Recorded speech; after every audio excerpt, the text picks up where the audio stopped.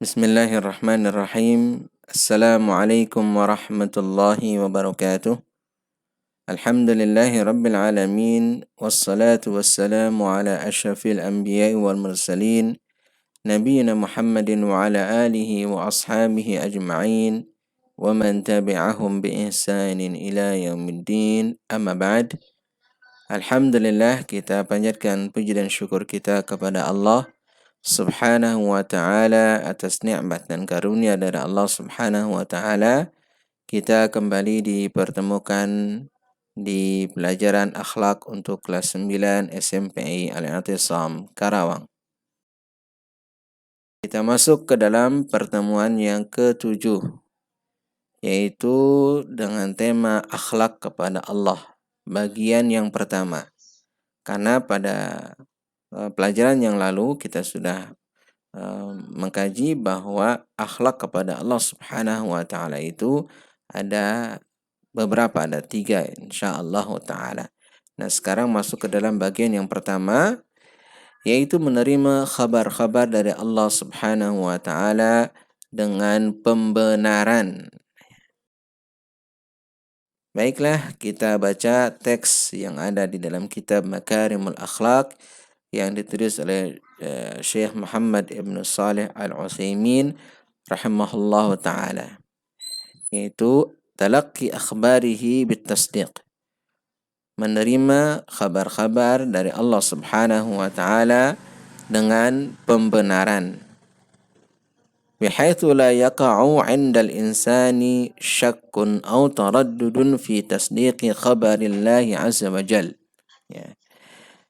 Yaitu seseorang manusia, dia tidak ada di dalam dirinya itu ragu dan berbolak-balik di dalam pembenaran khabar Allah Subhanahu wa ta'ala. Jadi tidak ada sedikit pun keraguan di dalam dirinya untuk menerima apa yang disampaikan oleh Allah Subhanahu wa ta'ala di dalam Al-Qur'anul Karim dan juga apa yang disampaikan oleh Rasulullah sallallahu alaihi wasallam. Lianna khabar Allah ta'ala sadirun an ilmin. Karena khabar dari Allah Subhanahu wa ta'ala itu adalah bersumber dari ilmu. Ya, tentu kalau bersumber dari ilmu, insya Allah khabar tersebut bisa dipertanggungjawabkan. Apalagi ini dari Allah Subhanahu wa ta'ala yang sudah pasti benarnya. Wa huwa subhanahu asdaqul qailin. Dan dia Allah Subhanahu wa ta'ala itu adalah sebenar-benar yang berkata. Yani Allah Subhanahu wa ta'ala perkataannya adalah paling benar. Tidak ada keraguan, ya, tidak ada sedikit pun kedustaan, begitu. Kama qala Allah ta'ala an nafsihi wa man asdaqu minallahi haditha. Sebagaimana firman Allah Subhanahu wa ta'ala tentang dirinya, dan siapakah yang paling benar perkataannya daripada Allah Subhanahu wa ta'ala. Tentu manusia tidak ada yang bisa 100% benar. Ada saja ketergelincirannya. Ada saja mungkin unsur-unsur kedustaannya. Kita ketahui misalnya adalah Nabiullah Ibrahim alaihissalam. Ya, ketika beliau alaihissalam pada yaumul qiyamah diminta oleh manusia untuk memohon kepada Allah Subhanahu wa ta'ala agar mempercepat ketentuannya, keputusannya atas manusia. Akan tapi Nabi Allah Ibrahim alaihissalam, yang beliau adalah Khalilullah, kekasih Allah Subhanahu wa ta'ala, tidak mampu mengabulkannya.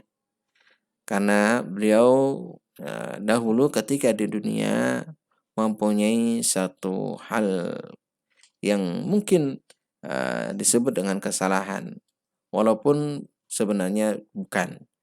Yaitu ketika beliau dengan istrinya, ya, Sarah, ke Mesir, dan di Mesir ada raja yang apabila melihat istri orang lain merasa tertarik dan akan diambil.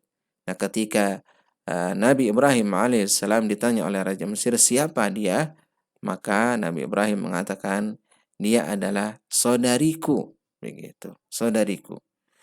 Nah, sehingga tidak diambil oleh Raja Mesir. Yang dimaksud oleh Nabi Ibrahim adalah saudariku dalam iman. Karena kalau Nabi Ibrahim mengatakan ini adalah istriku, maka akan diambil oleh penguasa Mesir tersebut. Nah, ini oleh Nabi Ibrahim alaihissalam dianggap sebagai satu kesalahan. Nah, Allah Subhanahu wa taala jauh daripada sifat dusta dan mustahil Allah Subhanahu wa taala itu berdusta. Maka kita wajib untuk menerima apa yang datang dari Allah Subhanahu wa taala tanpa keraguan.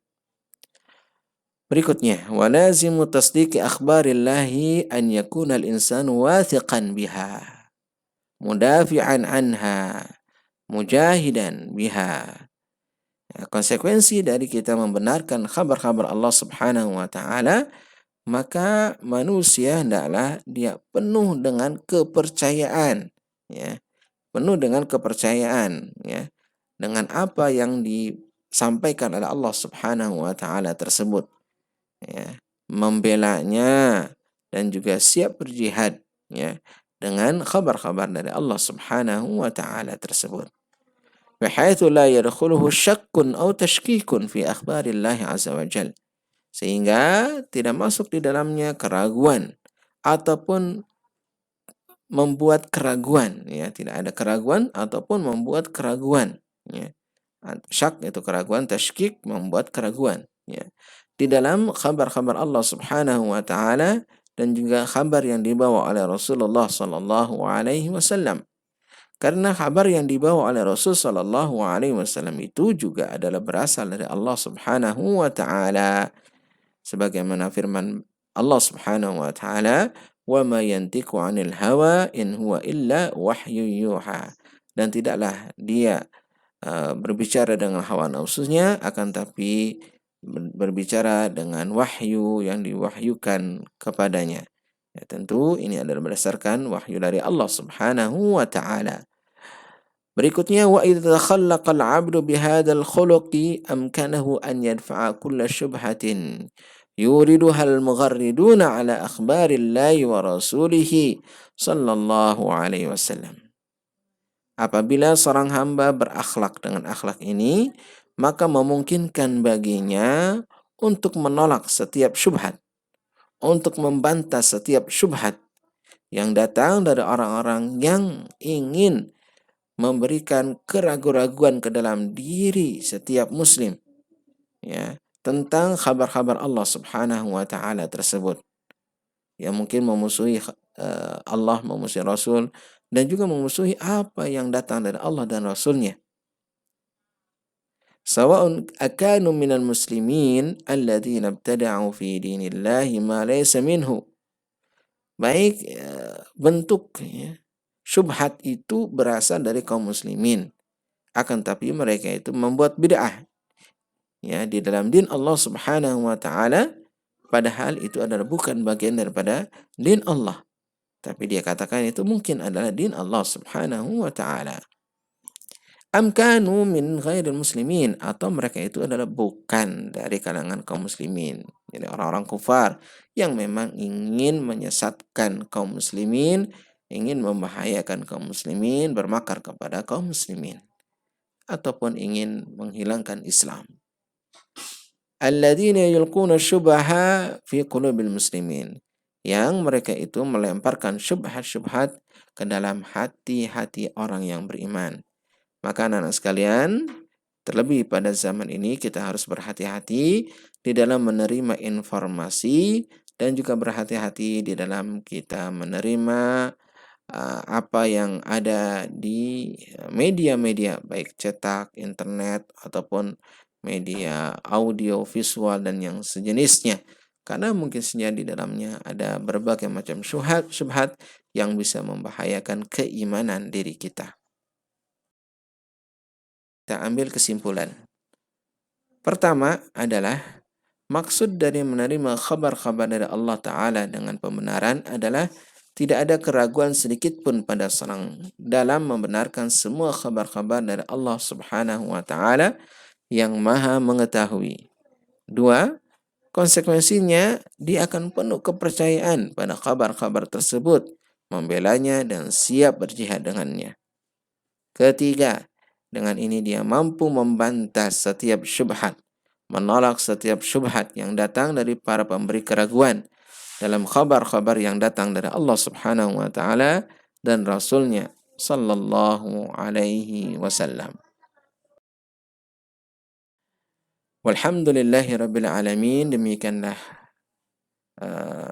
pelajaran kita pada hari ini. Mudah-mudahan bisa diambil manfaatnya bagi kita semua. Wassallallahu ala nabiyyina Muhammadin wa ala alihi wa sahbihi ajma'in. Subhanakallahumma bihamdika asyhadu an la ilaha illa anta astaghfiruka wa atubu ilaik. Wassalamu alaikum warahmatullahi wabarakatuh.